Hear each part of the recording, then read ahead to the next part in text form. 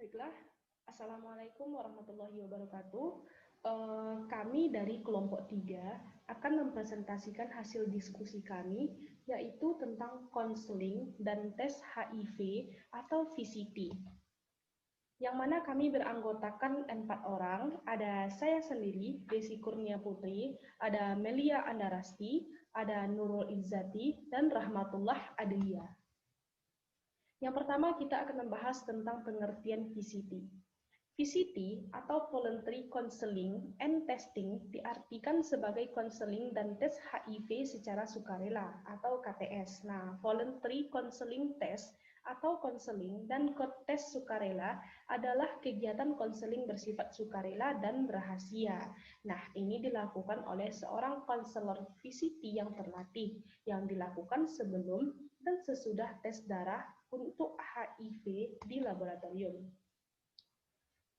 HIV atau AIDS masih menjadi persoalan kesehatan global yang signifikan, terutama di negara-negara berkembang seperti Indonesia.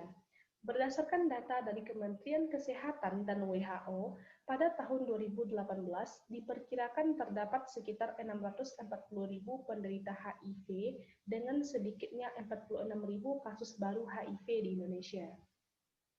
Oleh karena itu, adanya program VCT sangat berperan dalam mencegah penyebaran penyakit tersebut. Nah, berikut manfaat melakukan VCT.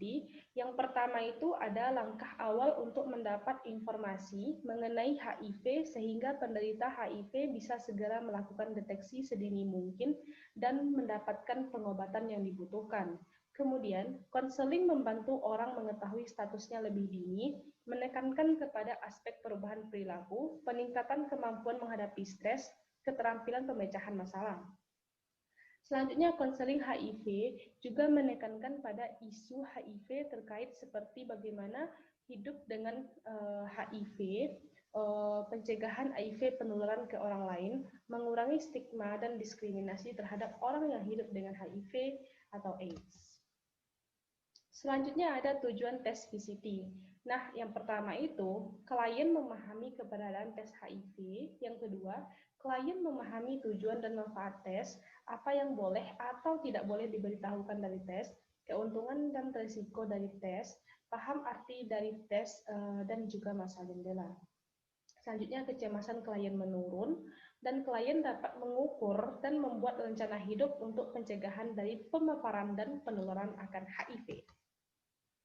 Selanjutnya ada prinsip-prinsip VCT. Nah, prinsip-prinsip VCT ini ada 5. Yang pertama konseling atau counseling, yang kedua informed consent atau persetujuan, yang ketiga confidentially atau kerahasiaan, yang keempat correct test atau ketepatan hasil, dan yang kelima connection atau rujukan. Selanjutnya, pengertian PITC, Provider Initiated Testing and Counseling, merupakan salah satu strategi penting dalam meningkatkan cakupan layanan tes HIV dan menghubungkan klien ke layanan lanjutan. Nah, PITC juga dikenal sebagai tes rutin atau tes konseling HIV terintegrasi di sarana kesehatan, di mana berbeda dengan pendapatan tes HIV yang diprakarsai oleh klien. Dalam PITC PITC, tes HIV ditawarkan oleh petugas di fasilitas layanan kesehatan secara rutin. Selanjutnya prinsip PITC. Penerapan PITC minimal harus dikuasai adalah tentang cara menginisiasi tes HIV dan penerapan prinsip atau asas dalam PITC. Nah, selanjutnya kita jelaskan masing-masingnya. Yang pertama ada konseling. Konseling dalam PITC bertujuan memberikan informasi untuk menentukan diagnosis dan intervensi yang tepat untuk pasien.